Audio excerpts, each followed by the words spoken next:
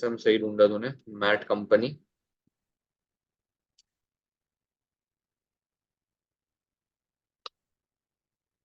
Let's go. मैं सबसे पहले ढूंढना क्या है वो चेक कर लेते हैं। Calculate the total equity value of Matt company using dividend growth model.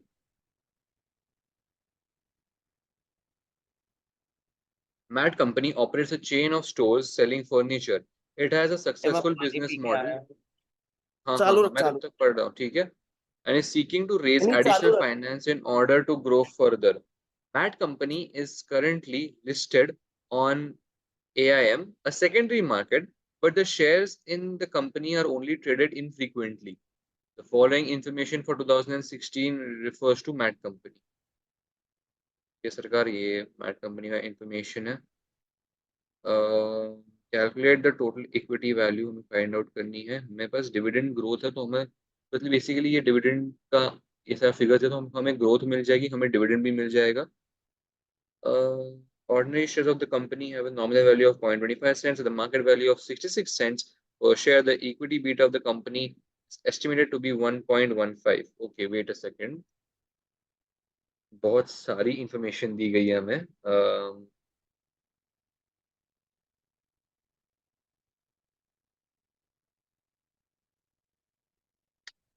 हमें ढूंढनी तो इक्विटी वैल्यू है। अब बस डिविडेंड भी है, ग्रोथ भी है, केई भी है और यहाँ पे पीओ भी है। I don't think then PO हमें यूज करना चाहिए क्योंकि मार्केट वैल्यू हमें ढूंढनी तो इक्विटी वैल्यू है ना, so why would we actually use PO. पर देन इतना छोटा सम देंगे अगेन। क्या हुआ? मैं सोचा था कि 6 माह के लिए एफएम इतना दिलदार बनेगा क्योंकि एफएम में एक्चुअली काफी ज्यादा क्रंच्ड अप पार्ट्स होते हैं जो बड़े कर देते हैं सम को। इक्विटी वैल्यू डिविडेंड ग्रोथ से क्या निकालना पड़ेगा अपने को? देख मुझे पता है क्या लग रहा है, हाँ, हमें वो पीओ निकालना है और पीओ निकालने के बाद उसको नंबर ऑफ शेयर्स के साथ खाली मल्टीप्लाई करना है to find out the equity value, ऐसा मुझे लगता है। तो जी दिया है क्या अपने को? जी दिया है, डी दिया है। प्रॉब्लम इज कहाँ? केई भी दिया है, मतलब केई नहीं दिया लेकिन केई को फाइंड आउट करने का एक वे दिया है और बाद में पीओ भी दिया है सामने से। नहीं नहीं, रुक रुक रुक रुक।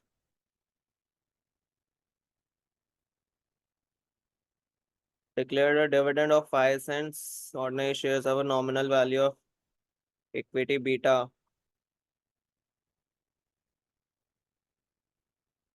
कहाँ दिया है भाई जी?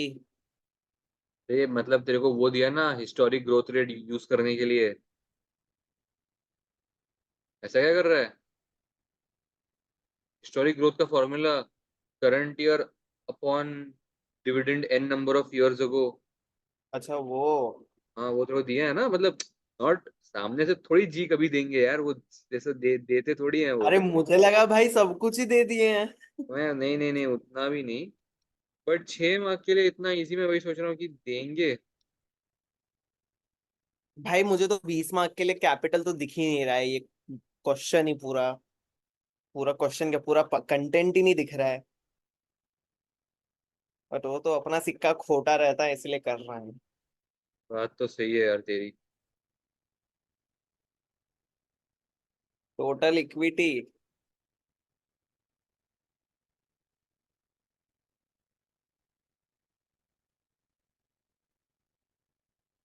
जीवन अकेला।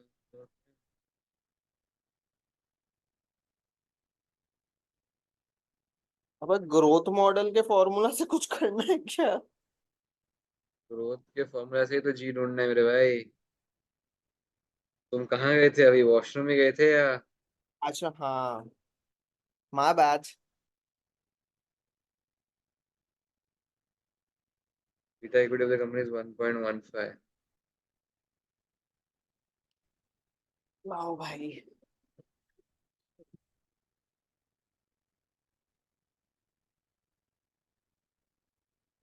रिस्क प्रीमियम दिया हुआ है, रिस्क प्रीमियम हमें equity risk premium, premium is the बीच का वैल्यू, मतलब not the return value, the entire value of sum. the KE of 14.2. Next, we need to find growth in order to determine and in order in order to find that we need to use the historic growth model. G is equal to current year dividend upon dividend n number of years ago by n minus 1.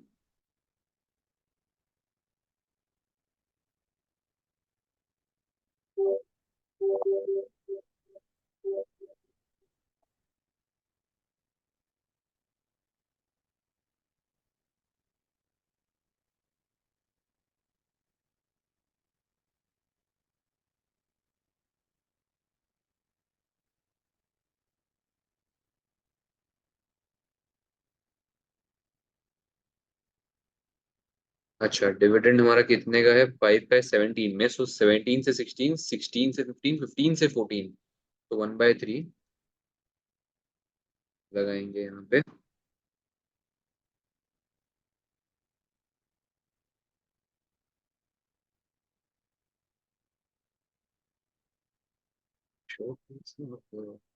जीवन कल्याण।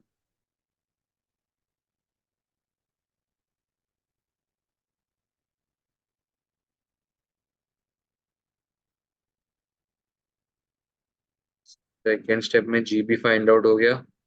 Next अब हम जाएंगे dividend valuation model पे, तो dividend growth model पे।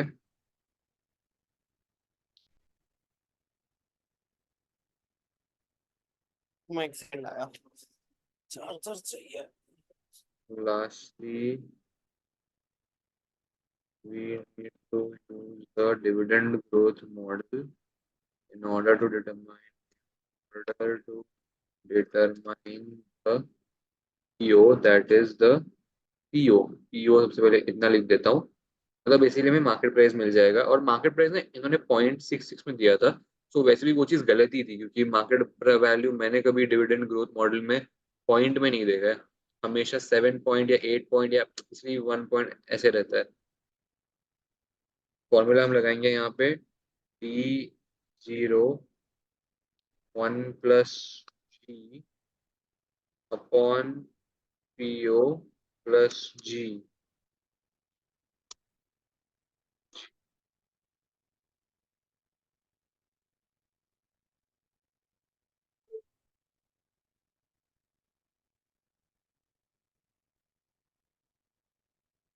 तो dividend is 5 cents, actually वो 5 cents है।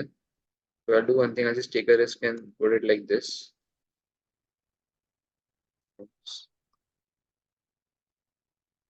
G तो मुझे पता ही है कितना है, और पीओ मुझे नहीं पता है, मुझे के ई पता है, सॉरी। के ई की वैल्यू मुझे ऊपर दी गई थी 14.2। सो ये फॉर्मूला के मुझे पीओ की वैल्यू मिल जाएगी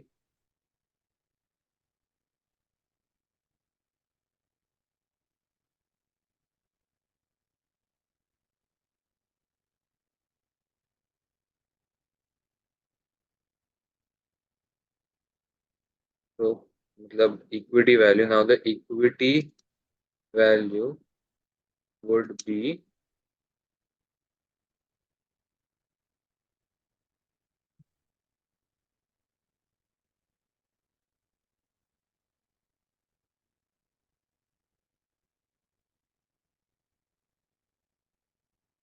नंबर ऑफ शेयर। यहाँ पे तो दिए नहीं है यार इक्विटी। हाँ ओके, ऑर्डिनरी शेयर कैपिटल दिया है, मुझे नंबर ऑफ शेयर्स मिल जाएंगे क्योंकि इन्होंने मुझे यहाँ पे नॉमिनल वैल्यू दी गई है। Okay, ordinary share capital is 40, working number of shares के लिए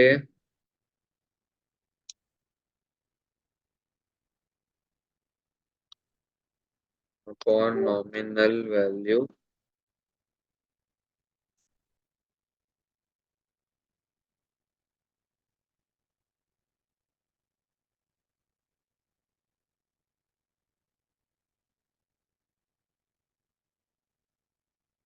Number of shares would be 0.25, the number of shares would be 160.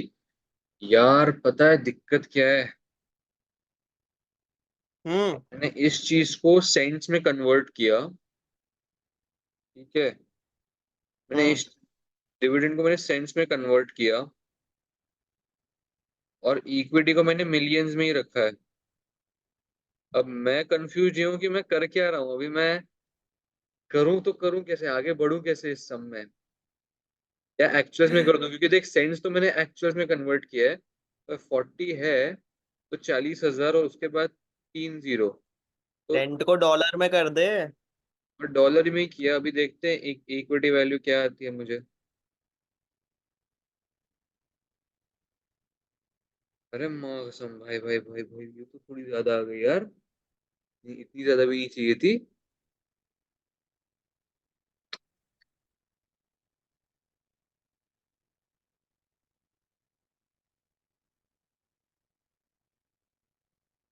मुझे मिला है, ओके ओके ओके ओके, मुझे मिला है 116। मुझे मिला है 116 मिलियन। चेक तो करना है वो। मेरे डर बहुत लग रहा है यार चेक करने के लिए, मुझे लगता है बहुत ही ज्यादा गलत किया है मैंने। ओके, यहाँ तक बिल्कुल सही है। ओ 116.16, 18, ठीक है। अबे तू पॉइंट के बाद का नंबर देख ही मत। पूछा गया है थियरी में, comment on the relevance of total equity value calculated when compare to total market value of the equity of the company. Okay, देख मेरा एक हमेशा से बेसिक पॉइंट रहा है। मैं इस पे तो जरा इसको बड़ा कर देता हूँ। मेरा एक हमेशा से बेसिक पॉइंट रहता है डिविडेंड ग्रोथ मॉडल को लेके।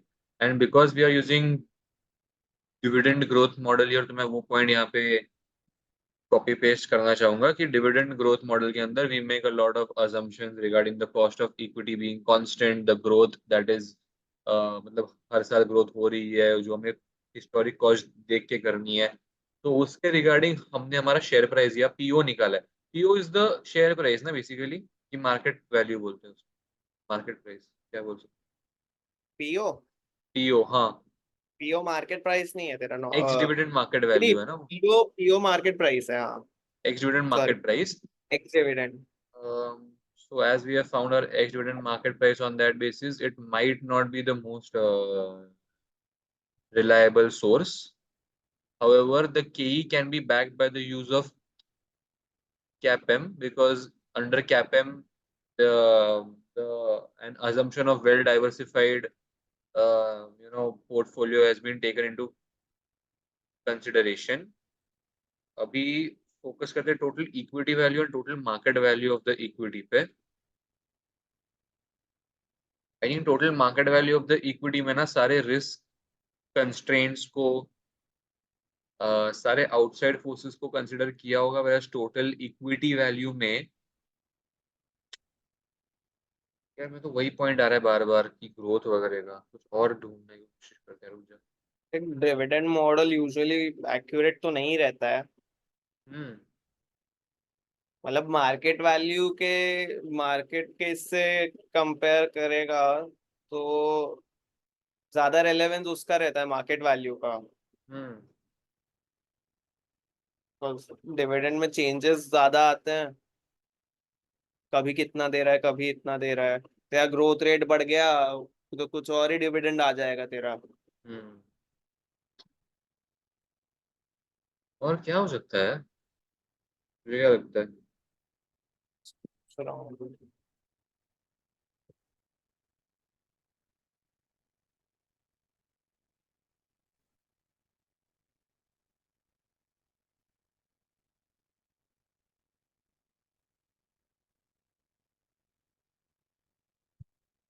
देख ले।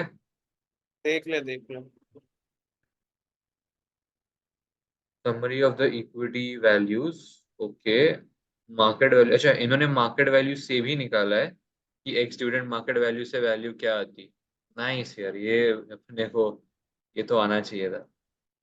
मार्केट वैल्यू 66 सेंट्स था, मैंने निकाला कि 66 में से जब हम डिविडेंड माइनस करेंगे तो हमें माइनस मिलेगा कर देंगे तो 0.61, उसका मार्केट वैल्यू 67, सॉरी 97.6 आता है. Comments. Dividend growth model value is under 20 million higher than the current market value. हाँ हाँ, और उसी को माइनस किया ना ऊपर, 116 और वो 97 को, 18-20 के अंदर है वो। Okay, is higher than the market value.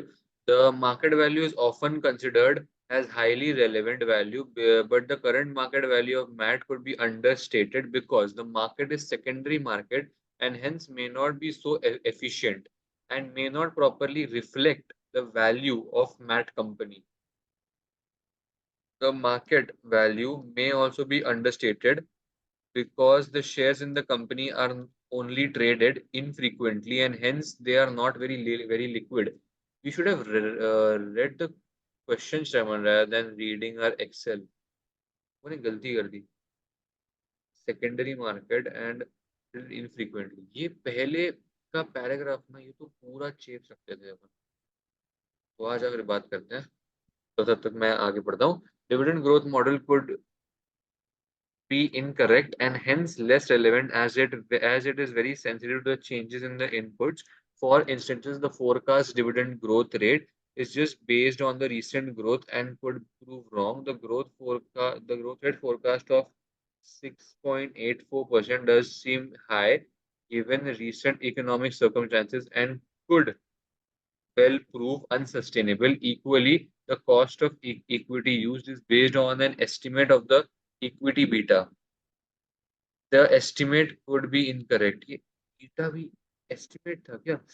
Estimated to be sorry 1.15. नहीं नहीं कोई बात नहीं. जैसे मैं भी वही बता रहा था कि हमें ना क्वेश्चन पढ़ना चाहिए था, और क्वेश्चन अगर हम पढ़ लेते तो हमें एक पूरा का पूरा पैराग्राफ क्वेश्चन से मिल जाता, 2 लाइन से. वो है कि ये सेकेंडरी मार्केट में ट्रेड होता है और दूसरा है कि इसके ट्रेडिंग इनफ्रीक्वेंट है. अबे। अच्छा.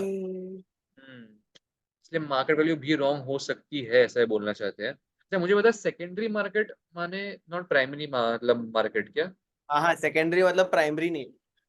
अरे नहीं नहीं, अरे हाँ, अरे सॉरी, अरे अरे बराबर बोला। अच्छा, नहीं आई मेंट सेकेंडरी मार्केट मतलब not our primary stock market क्या, ऐसा मैं पूछा था.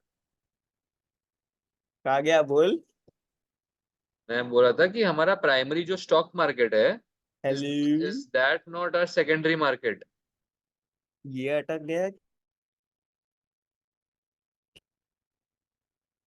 हेलो. अच्छा, वापस आ गया। आ रही है आवाज? अब आ रही है ठीक से?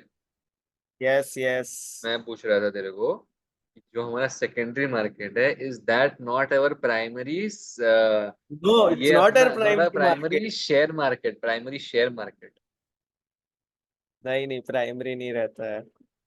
तो सेकेंडरी मार्केट क्या रहता है? शेयर मार्केट में नहीं रहता है, कैपिटल मार्केट होता है. सेकेंडरी मार्केट, प्राइमरी क्या रहता है? I think primary mean share market. Primary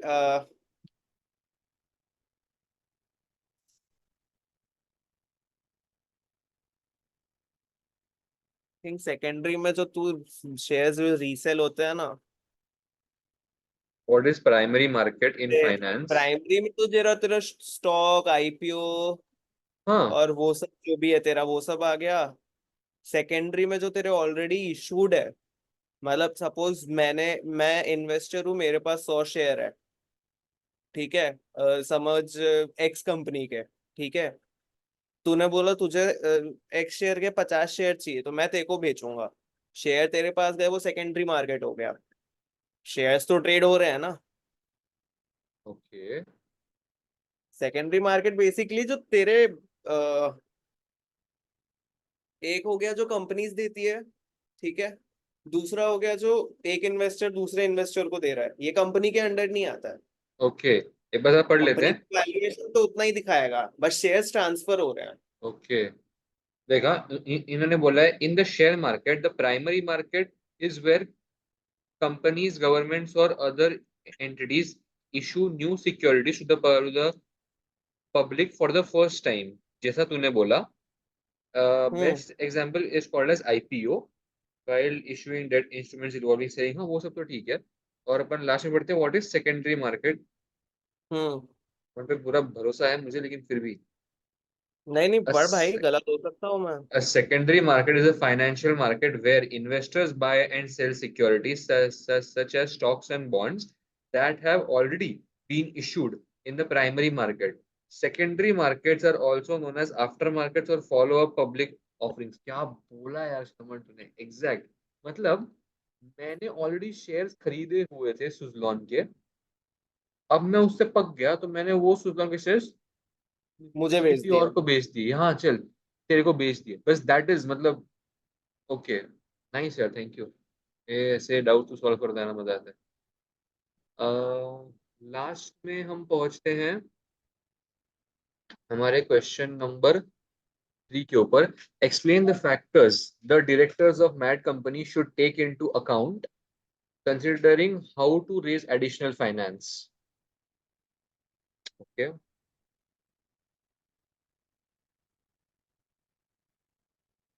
how to पहली बात, रेज। हाँ पहली बात तो, do we have the available non current assets in order to provide them as securities if debt finance is taken into consideration? Second, does the company want to dilute EPS if equity finance is taken into consideration? एक एक तो cost, एक तो date हो गया, एक equity हो गया। बराबर। पर 9 मार्क के लिए इसके अलावा लिखेगा क्या? नहीं नहीं, और भी लिखना है। और ये तो खाली डेट और इक्विटी का एक पॉइंट बताया, अभी डेट और इक्विटी के और पॉइंट्स आएंगे इसमें। और क्या क्या फैक्टर्स है जो अपन कंसिडर वो करते वो हैं वो एडिशनल। तू तेरा वो क्या बोलते हैं,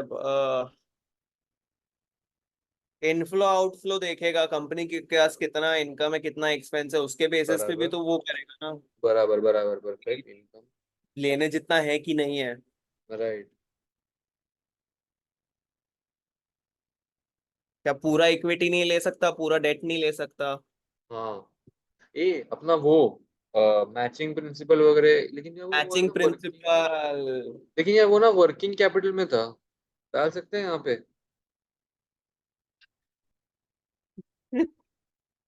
दूसरा पॉइंट देखते हैं, नहीं समझा तो ये डाल देंगे नहीं फिर। नहीं तो ये डाल देंगे, हाँ भाई बात सही है। और क्या होता है? एक्चुअली आएगा, पता है मैचिंग प्रिंसिपल का। देखो कितने टाइम के लिए चाहिए, short term long term. Short term long term, तो कितने किससे इन्वेस्ट करेगा तू? Right right. वो यूजुअली डेट के लिए रहता है, फंडिंग वाला मैचिंग प्रिंसिपल, बट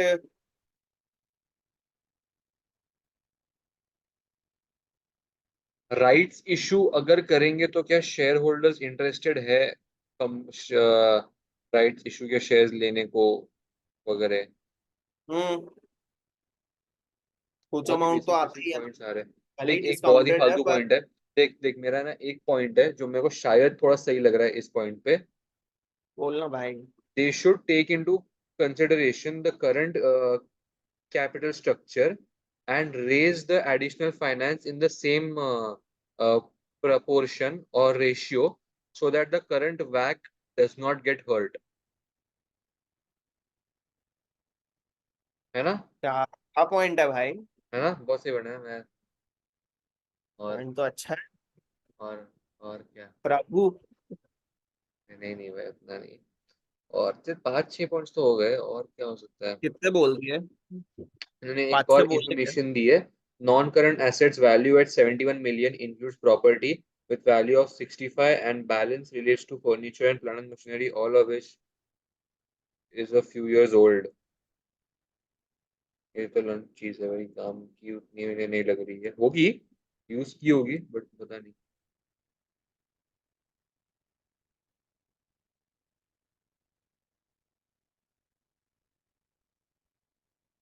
यहाँ एक पॉइंट है जो पे मैंने वर्किंग कैपिटल में चेक किया था कि वर्किंग कैपिटल के नाम पे मैंने चेक किया था।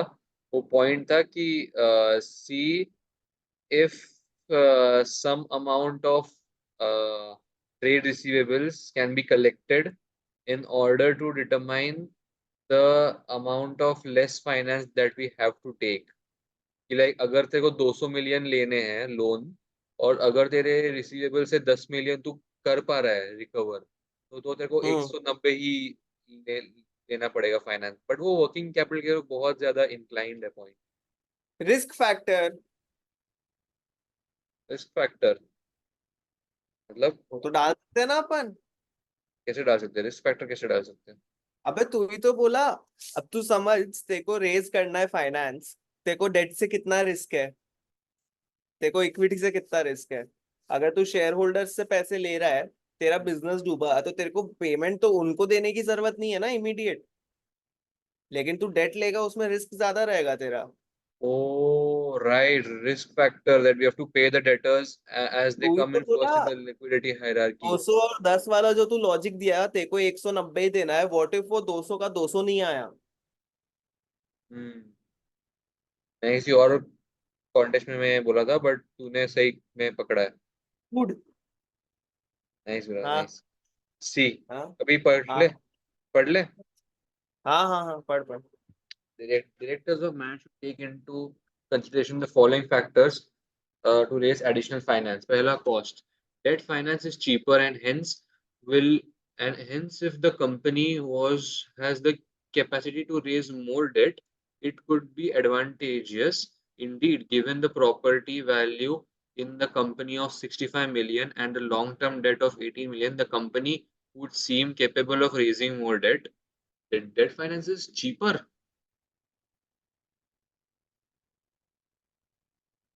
ठीक है, हाँ हाँ। कैसे? Equity finance is cheaper. Debt भाई फाइनेंस में देखो इक्विटी में तो, इंटरेस्ट पेमेंट करना पड़ रहा है और प्रिंसिपल अमाउंट भी पे करना पड़ता है। अरे तो भाई तेरे को इमीडिएट बेसिस पे कैश तो मिल रहा है ना। वो तो इक्विटी में भी मिल रही रहा है ना। इक्विटी में कहाँ से मिलेगा भाई इमीडिएट, सबसे जल्दी कहाँ इमीडिएट मिलता है नहीं तेरे को, डेट मिलेगा, मिलता है, हाँ इक्विटी इमीडिएट तो मिलता नहीं मिलेगा, है। इमीडिएट कैश बोल सकते हैं, time advance. Value of money. Cash flows rise, right right. Cash और फ्लोज प्लस तेरे प्राय, को तेरे एसेट्स भी एज अ कोलैटरल रहते हैं ना। हाँ वो तो और बराबर है, long term securities. Debt, short term debt तो सस्ता ही रहता है, लॉन्ग टर्म हाँ, तेरा महंगा होता है। लॉन्ग टर्म में दिक्कत आती है। Cash हाँ flows. Prior to raising more debt, the company must forecast future cash flows to ensure sufficient cash will be generated to service any debt raised. Given the current cash balance, the company does seem to be cash generative. मैं actually ये बोलना चाहता था, trade receivable से ज्यादा ये better point है कि फ्यूचर में कैश मिल रहा है कि नहीं। Risk. Prior to raising finance, the directors must consider the risk of the company. For instance, if future expansion is going to increase the business risk of the company, they may be more wary of taking one more debt and increase the financial risk. Equally, the directors should consider the gearing, financial risk of similar companies, and appetite for risk of the shareholders. Availability. The directors must consider the likely availability of finance as the shares do not seem very liquid. Raising new equity from new investors may be difficult. Equally, they should question whether the existing shareholders have the ability to support the rights issue. ये अपन ने बोला था. Given the recent dividend growth, the dividend yield, they may be happy to invest more in the company. बराबर। More debt finance is likely to be available. More debt finance is likely to be available if the company can show good cash flow forecast as penalty for security seems available. मतलब collateral.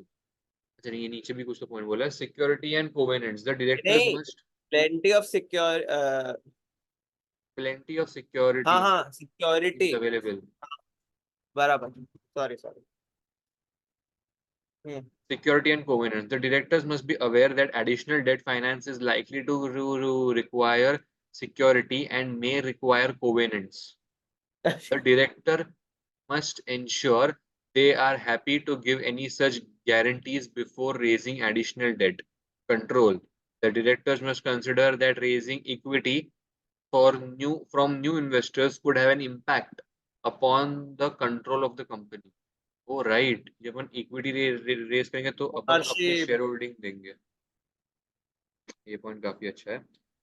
duration. The directors must consider the terms of any proposed finance and make sure it is appropriate given the nature of what is to be invested in. Furthermore, the investors should ensure that any new debt finance does not become repayable at the same time as the existing long-term liability, as this would put a large cash flow strain on the company. ये जो तुमने बोला था duration का best. Economic outlook. Prior to raising finance, the directors should ensure that they have considered the outlook of the for the economy and impact this could have on the trade of the company and the cost of finance. In particular, the outlook for interest rates should be considered if debt finance is raised. ठीक है, मतलब ये last वाला point तो ठीक ही है। Economic outlook तो वो था, क्या एंड क्या? में वो रहता है ना, कंक्लूजन, ओके खाली उतना ही था। ओके, अच्छा है। ठीक था, सही आंसर नॉर्मल था। 6, 5 6 मिल जाएंगे आई गेस। हाँ, आराम से।